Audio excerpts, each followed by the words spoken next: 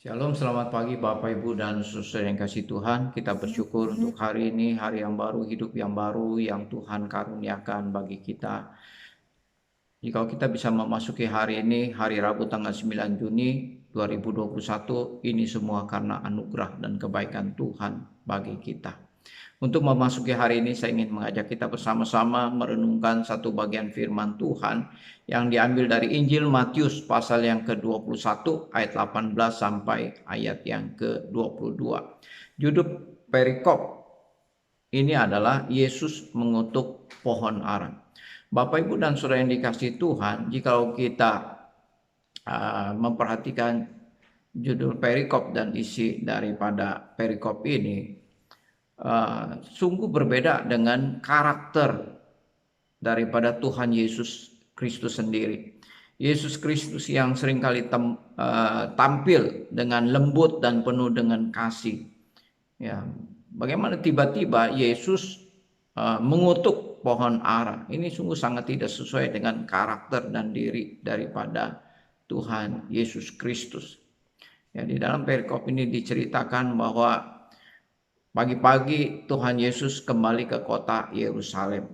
Jadi ketika dia kembali ke kota Yerusalem pagi-pagi hari itu, Yesus merasa lapar. Nah, kemudian Yesus menghampiri sebuah pohon ara yang ada di tepi jalan dengan maksud untuk melihat-lihat, mencari buah ara pada pohon itu. Tetapi Tuhan Yesus tidak mendapati ada buah pada pohon ara itu. Dan memang pada saat itu bukan musim buah pada pohon ara.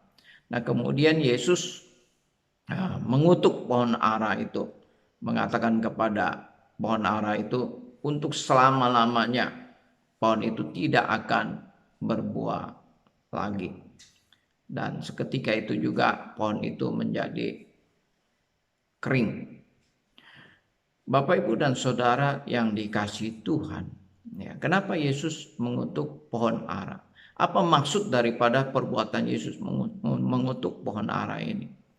Nah, Bapak, Ibu, dan Saudara yang dikasihi Tuhan, sebenarnya ini adalah salah satu metode cara Tuhan Yesus mengajar murid-muridnya. Kalau kita memperhatikan di dalam kitab-kitab Injil, ada beberapa metode yang seringkali Tuhan Yesus pergunakan di dalam mengajar murid-muridnya. Ya, metode yang pertama yang Tuhan Yesus pakai untuk mengajar murid-muridnya adalah melalui perumpamaan-perumpamaan. Ini pasti sudah kita kenal, karena di dalam kitab-kitab Injil itu ada banyak sekali perumpamaan-perumpamaan yang Tuhan Yesus pakai untuk mengajar kebenaran. Nah, itu metode yang pertama, mengajar melalui perumpamaan. Metode yang kedua yang Yesus pergunakan untuk mengajar, yaitu mengajar melalui otoritas langsung yang ada pada diri Yesus. Ya, di dalam kitab Injil juga kita seringkali menjumpai perkataan-perkataan Tuhan Yesus yang mengatakan, "Aku berkata kepadamu, aku berkata kepadamu." Yesus berbicara atas otoritas dirinya sendiri sebagai Tuhan yang berkuasa. Berbeda dengan cara para nabi di dalam perjanjian lama pada waktu mereka menyampaikan firman Tuhan. Para nabi kalau mereka menyampaikan firman Tuhan, maka firman Tuhan diawali dengan perkataan, "Datanglah firman Tuhan kepadaku. Demikianlah firman Tuhan. Dengarkanlah firman Tuhan. Tuhan berfirman." Nah, diawali dengan perkataan-perkataan demikian. Jadi nabi itu hanya sebagai penyambung lidahnya Tuhan. Ya, nabi hanya sebagai alat untuk menjadi penyambung lidah Tuhan. Berbeda dengan Tuhan Yesus. Yesus berfirman, maka dia katakan, "Aku berkata kepadamu." Itu menunjukkan otoritas yang ada pada dirinya sendiri, bahwa dia bukan hanya seorang nabi, tetapi dia adalah Tuhan yang punya kuasa untuk berfirman. Itu metode yang kedua. Kemudian metode yang ketiga yang seringkali kita jumpai di dalam kitab-kitab Injil, metode Tuhan Yesus mengajar untuk menyatakan kebenaran, yaitu melalui demonstrasi langsung, melalui peragaan langsung. Nah, di dalam perikop firman Tuhan Yesus perikop ini Tuhan Yesus mengajar melalui objeknya yaitu pohon ara. Objeknya adalah pohon ara. Ketika Yesus menghampiri pohon itu tidak mendapatkan buahnya, maka kemudian Yesus mengutuk pohon ara itu. Seketika juga pohon ara itu menjadi kering dan mati. Nah, di dalam peragaan ini, demonstrasi ini, Tuhan Yesus ingin mengajarkan kepada murid-muridnya dan juga kepada kita semua bahwa yang diharapkan daripada sebuah pohon itu adalah buahnya. Yang diharapkan daripada pohon ara itu adalah buahnya. Ya. Demikian juga yang diharapkan oleh Tuhan di dalam kehidupan murid-murid dan juga di dalam kehidupan orang-orang percaya, yaitu ada buah-buah yang dihasilkan. Ya. Apa yang Tuhan harapkan dari saudara dan saya? Itu Tuhan mengharapkan supaya di dalam kehidupan kita itu menghasilkan buah. Ada buah Roh Kudus yang kita hasilkan. Ada kasih, sukacita, damai sejahtera. Ya, ada kesabaran, kemurahan, kebaikan, kesetiaan, kelemah lembutan, dan penguasaan diri. Itu buah yang Tuhan harapkan kita hasilkan di dalam kehidupan kita. Kemudian juga ada buah-buah pertobatan. Ada buah-buah pertobatan yang bisa dilihat, bisa dirasakan oleh orang lain.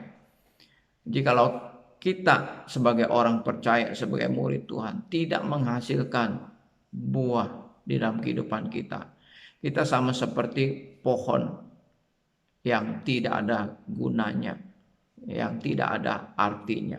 Nah, oleh karena itu, yang pertama yang Tuhan Yesus mau ajarkan di dalam peragaan ini, demonstrasi ini adalah bahwa Tuhan mengharapkan orang percaya itu menghasilkan buah di dalam kehidupannya.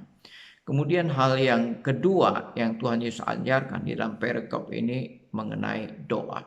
Nah, ketika murid-murid menjadi heran dengan apa yang terjadi, kemudian murid-murid bertanya kepada Tuhan Yesus, mengapa hal itu bisa terjadi? Nah, kemudian Tuhan Yesus mengajarkan tentang hal doa. Pentingnya kepercayaan, iman tidak bimbang ketika kita berdoa.